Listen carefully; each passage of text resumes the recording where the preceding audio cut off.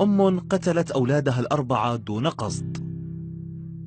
أرادت الزوجة أن ينام أطفالها الأربعة بهدوء وتنام هي، فقد كان 2 منهما مصابين بالكحة أي السعال، ولأن الأطفال لا يستسيغون طعم الدواء ويرفضون تناوله إلا بالإجبار، فخطر في بالها أن تعطيهم دواء الكحة أي السعال مع الحليب، فجلبت قنينة دواء السعال ووضعت منه قليلا مع الحليب، وأعطت كل واحد من أولادها الأربعة 2 المصابين بالسعال وال2 السليمان كوب حليب مع الدواء فشربوه.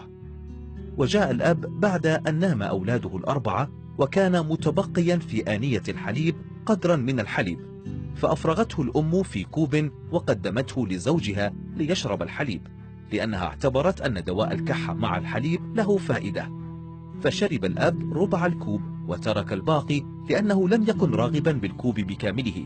وإذا به وبعد مرور ربع ساعة أوجعته بطنه وذهب إلى الحمام، وعند خروجه قال لزوجته: مذاق الحليب متغير وفيه شيء غريب.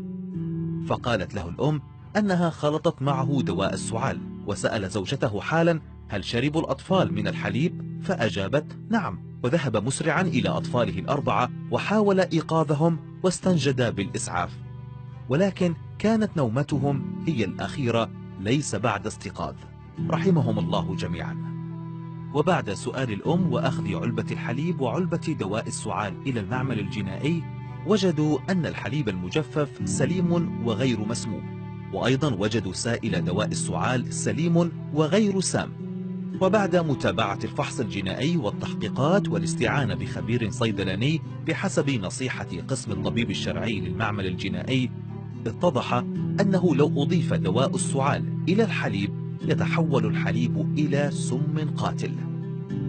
من تلك الحادثة إلى الآن والأم بحالة نفسية يرثى لها، قتلت أطفالها الأربعة بيدها. واحذروا أنتم يا أصدقائي من إضافة أي دواء إلى أي مشروب، فربما يتحول إلى سم فتاك وقاتل تفقدون به فلذات قلوبكم. الرجاء نشر هذا الفيديو لكل من عنده أطفال، انشرها لتصل الفائدة لغيرك. أدوية السعال قاتلة بعد شرب الحليب أو قبله أو شربه مع الحليب. إذا أعجبك هذا الفيديو ووجدت به فائدة، لا تحرم غيرك من المعلومة، وإن لم تكن قد اشتركت في القناة بعد، اشترك الآن لكي يصلك كل جديد، ولا تنسى أن تضغط على جرس الإشعارات.